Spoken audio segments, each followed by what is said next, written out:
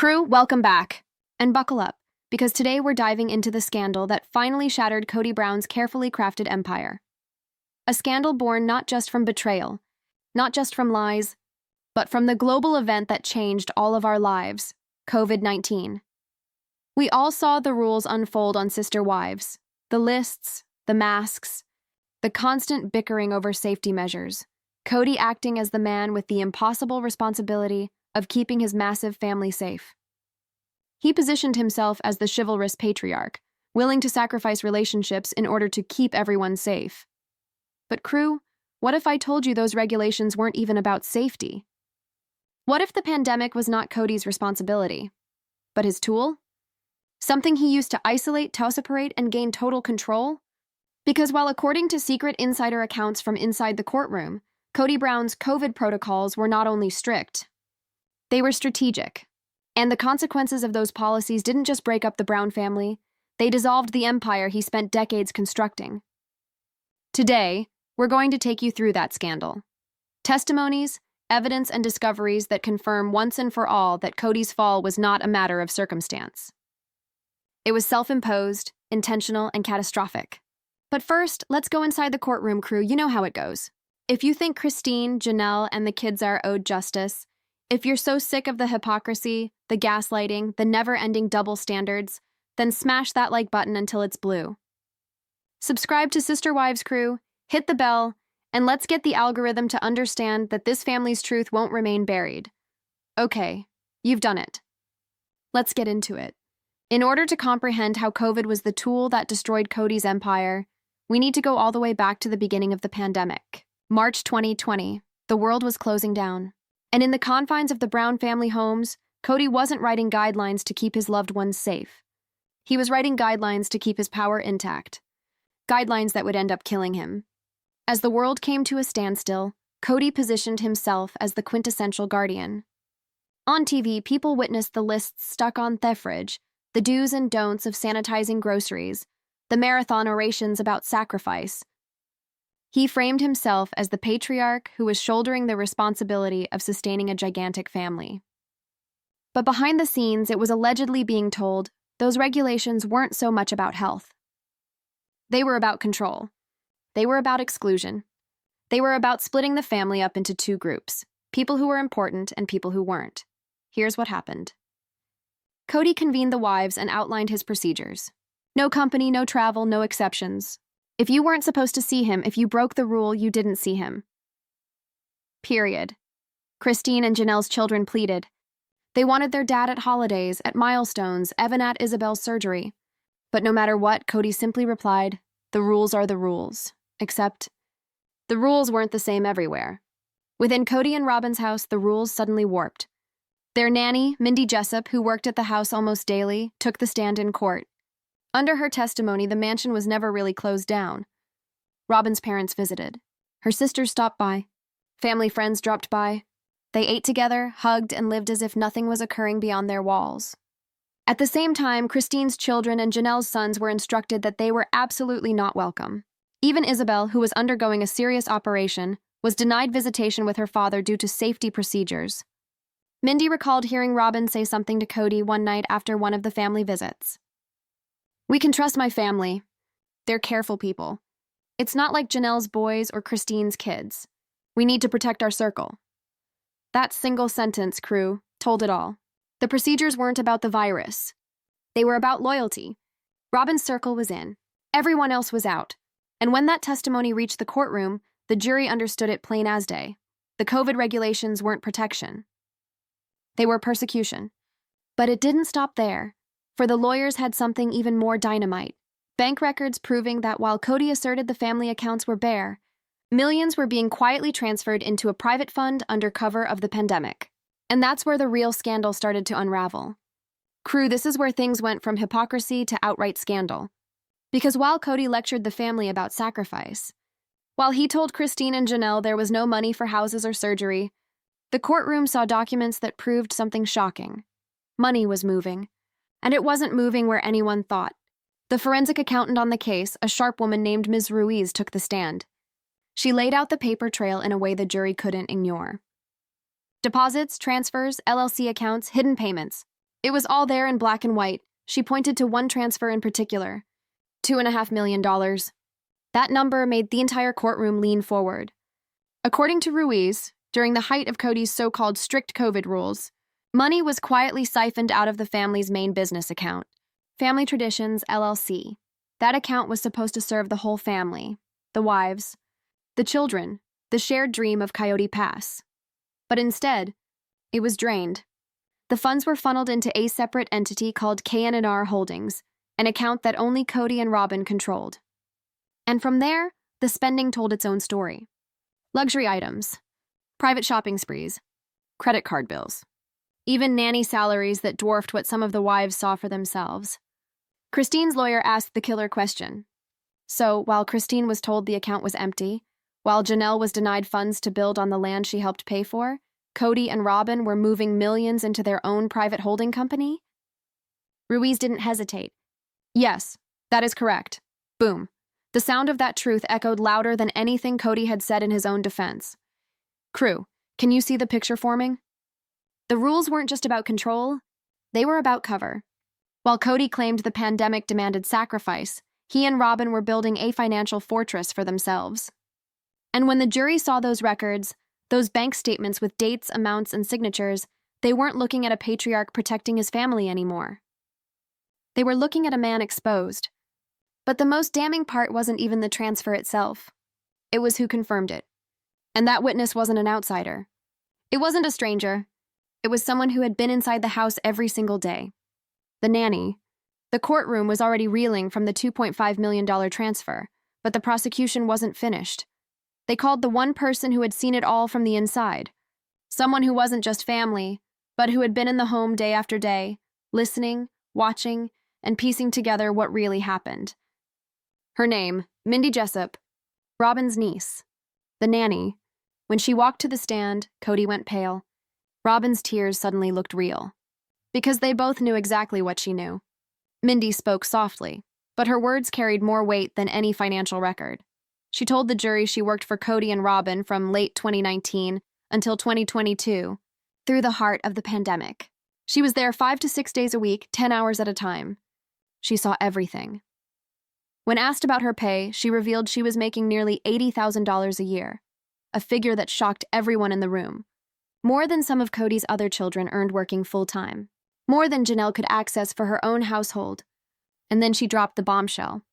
She explained that her salary wasn't coming from Cody personally, or from a family account everyone shared. The checks were issued from KNR Holdings LLC, the same shadow company Ruiz had traced the missing millions to. Mindy described how she sometimes saw bank statements left on Cody's desk or on the kitchen counter. They weren't careful. She remembered the balances, the transfers, the deposits from TLC and from SisterWives' closet. She remembered money moving out of the family pool and into Cody and Robyn's private account. But the most explosive part was the phrase she heard Robyn repeat again and again. Our nest egg, not the family's nest egg. Not money for all the wives and children. She said it clear, their nest egg. Mindy recounted hearing Robyn soothe Cody after tense phone calls with Janelle or Christine. Cody would storm around, angry that Janelle was hounding him for money, or that Christine was bleeding them dry. And Robyn would lean in, calm him down and say, we have to protect the assets for the little ones. We have to keep our nest egg safe. Crew, can you believe the audacity? While Janelle worried if she could keep her RV running. While Christine counted pennies to move to Utah, Cody and Robyn were sitting in their mansion talking about protecting their nest egg. The courtroom fell silent as Mindy repeated the words under oath. You could see the jury exchanging glances. The deception wasn't just financial. It was emotional. It was calculated. And Mindy wasn't done. Because their money was only half of the betrayal. The other half?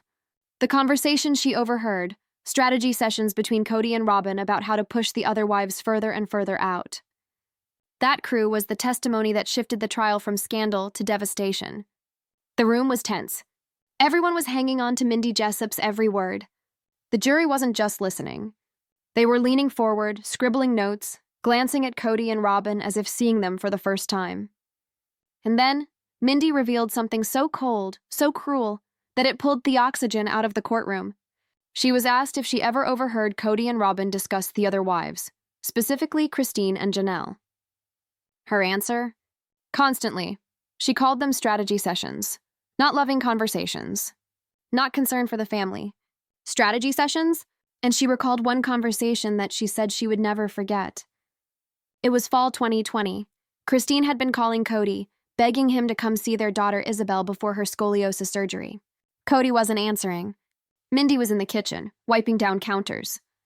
Cody and Robyn were in the living room. They didn't know she was listening. Cody was pacing, furious. He said, "She's not the head of this family." "I am. She doesn't get to dictate my schedule. She's not being obedient." And then Robyn spoke. According to Mindy, her voice was calm, careful, manipulative.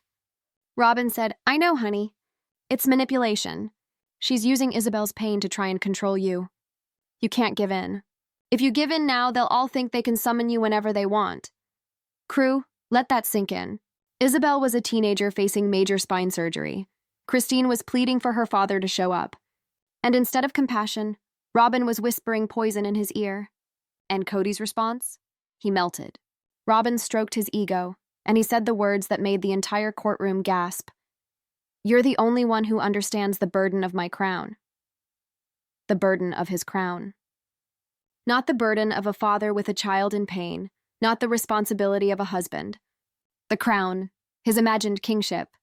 After that, Mindy said, Cody turned off his phone. He didn't call Christine back. He didn't call Isabel. He didn't even check in. He shut them out completely, all because Robyn framed a daughter's medical crisis as nothing more than a power play. You could see Christine's face in that courtroom as those words were read back. Her lips trembled. Janelle put her hand on hers. Even Mary, who had kept her distance from the lawsuit, wiped away a tear. And the jury? Their expressions hardened. They weren't just hearing about money anymore. They were hearing about cruelty, about a man and a woman so obsessed with control, they turned a medical emergency into Aka's game. Crew, this was no longer about finances. This was about humanity, and Cody and Robyn were losing theirs in front of the entire court. The courtroom was silent as Mindy took a sip of water. Everyone could tell she wasn't finished. And what came next painted Robyn Brown not as a passive victim, but as an active architect of manipulation. The attorney asked, "Miss Jessup, were there other conversations you overheard between Cody and Robyn? Specifically about Janelle Brown?" Mindy nodded slowly. "Yes, many times." She explained that whenever Janelle pushed back about money, asking about Coyote Pass or where the family funds were going, Cody would return home in a rage. He would stomp around the house saying things like, "She thinks she's the CFO of this family, but she's just an employee." But Robyn didn't shout. She didn't rage. According to Mindy, Robyn played a longer game. She weaponized concern. "I remember her saying," Mindy testified, "I'm so worried about her, Cody. She's too independent. It's not healthy for the family structure. Maybe she needs less autonomy. Maybe you should rein in the budget so she has to come to you for things. It'll remind her you're the patriarch." Crew, that's it right there. The mask ripped off. Robyn wasn't suggesting love. She wasn't suggesting reconciliation. She was suggesting control, through money. Mindy said she watched this pattern play out again and again. Cody would come home furious after a meeting with Janelle, ranting about her questions. Robyn would comfort him, plant the seed, and suddenly Cody would tighten the purse strings. He'd cancel funds, withhold access, tell Janelle she had no right to question him. And then he'd justify it by parroting Robyn's words. "She's not being respectful of my leadership." And the end result? Janelle had to struggle, scrape, and sacrifice, while Robyn lived in a 5-bedroom mansion. The jury stared at Cody and Robyn as Mindy recounted this. Cody's jaw clenched. Robyn wiped her tears, shaking her head, whispering to her lawyer. But the damage was done. This wasn't just financial fraud. This was a systematic campaign of control, one that used money, access, and manipulation to isolate, weaken, and silence the women who dared question Cody's throne. And crew, the worst part? According to Mindy, Robyn always framed it as protecting the family. But the only family she was protecting was her own. The attorney leaned in closer. "Miss Jessup, let's talk about the COVID protocols. You were in the house every day. Did you observe how these rules were enforced?" Mindy exhaled and nodded. "Yes, I knew them by heart. The list was posted on the fridge. No visitors, no travel, Sanitize everything, no exceptions. Cody made it clear, anyone who didn't follow the rules exactly would not be allowed to see him. That included his own children. Crew, you remember it. We all watched it unfold on TV. Cody tearing into Janelle's Gabriel and Garrison, refusing to attend Isabel's scoliosis surgery, skipping birthdays and holidays because the rules were the rules. But in court, Mindy revealed the part we didn't see. The rules, she said, her voice steady, only applied to Christine and Janelle's families. Because while their kids were being punished for having jobs, girlfriends, and normal lives, Robyn's relatives were inside that house almost every week. The jury shifted. The attorney pressed, and these visitors, were they masked? Social distancing? Following Cody's protocols? Mindy shook her head. No, they hugged. They ate meals together. They played with the kids. Cody was right there, laughing with them, hugging Robyn's mom, passing food across the table. It was like COVID didn't exist, but only for Robyn's family. Crew, can you even imagine? Garrison was told to quit his job. Gabriel was told to isolate from his girlfriend. Isabel was left to face major surgery without her father. All because Cody claimed it was too dangerous. And yet, Robyn's parents, her sister, her friends, they were welcome inside, unmasked, like nothing was happening. Then came the line that froze the courtroom. Mindy said she once overheard Robyn reassuring Cody, "Honey, my family are careful people. We can trust them. It's not the same as Janelle's boys out gallivanting. We can trust our people. It's a closed circle. A closed circle. Did you catch that? Not the family's circle. Robyn's circle. Cody's circle, everyone else? Exiled." The jury looked disgusted. Even the judge shifted uncomfortably, because this wasn't just hypocrisy. This was cruelty disguised as safety. A pandemic weaponized not to protect, but to divide. The attorney paused, letting Robyn's words, "We can trust our people," hang in the air. You could feel the weight of it pressing down on the courtroom. Then came the question that tied it all together. Miss Jessup, based on what you saw and heard, were these rules truly about safety? Or something else? Mindy didn't hesitate. They were about control. Not protection. Control. Crew, that single word cracked the Brown family's carefully polished image in half. Mindy explained, Cody used the protocols as a weapon. He could withhold love, attention, and visits as punishment. He could cut Christine's kids out completely and then justify it by saying they weren't being safe. He used it as leverage, as a test of obedience. The jury leaned forward. This wasn't about masks or hand sanitizer anymore. This was about power. Mindy continued, I watched him brag to Robyn. He said things like, if they want to see me, they'll fall in line. If they can't follow my rules, they don't deserve my time. Crew, do you hear that? Not a father grieving distance from his children. A man relishing control over them. A man who found in COVID the perfect excuse to consolidate his loyalty-tune household. Robyn's household. The attorney hammered it home. So, Miss Jessup, in effect, these protocols gave Cody the justification to abandon entire parts of his family while maintaining a different set of rules at Robyn's home?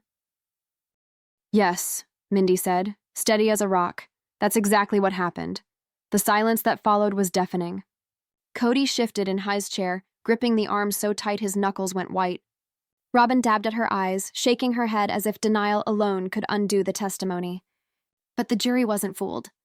Their eyes told thestery, betrayal, disgust, and contempt. For years, fans suspected the COVID rules weren't really about safety. But now, they had sworn testimony confirming it. COVID wasn't the wall that tore the Brown family apart. Cody and Robyn used COVID to build that wall themselves, brick by brick, excuse by excuse. And when the truth finally hit the jury, it was clear. The so-called patriarch hadn't protected his family. He had weaponized a pandemic to destroy it. The defense attorney, Mr. Croft, stood quickly. He had no choice. The jury's faces were hardened, their arms crossed. He needed to claw back control before the damage was irreversible. Miss Jessup, he said, voice dripping with sarcasm. You claim you witnessed all of this. But you can't possibly know what precautions Robyn's family took before visiting, can you? They could have been isolating. They could have been perfectly safe. Isn't it true you're just assuming? Mindy didn't flinch. No, sir, I know. Robyn's sister was working in a public-facing job at the time. Her parents had been traveling in their RV. They weren't isolating. They weren't taking the same precautions Cody demanded of Christine and Janelle's kids. It was common knowledge in that house. The jury scribbled notes. Croft's smirk faltered. He tried again. So you're telling us Cody was reckless? That a man who paraded his safety rules on national television would break them in private? Mindy leaned forward into the microphone. That's exactly what I'm telling you. Crew, you could hear the gasp ripple across the gallery. Because it wasn't just about hypocrisy. It was about betrayal. Cody had looked into America's living rooms every Sunday night and preached sacrifice, preached loyalty, preached safety, and it was all a lie. But Croft wasn't finished.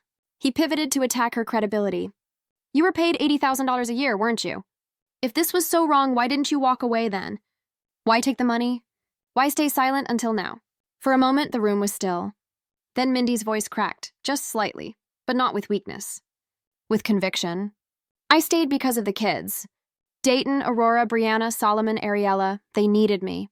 I was one of the only connections they had to the outside world, to the rest of the family.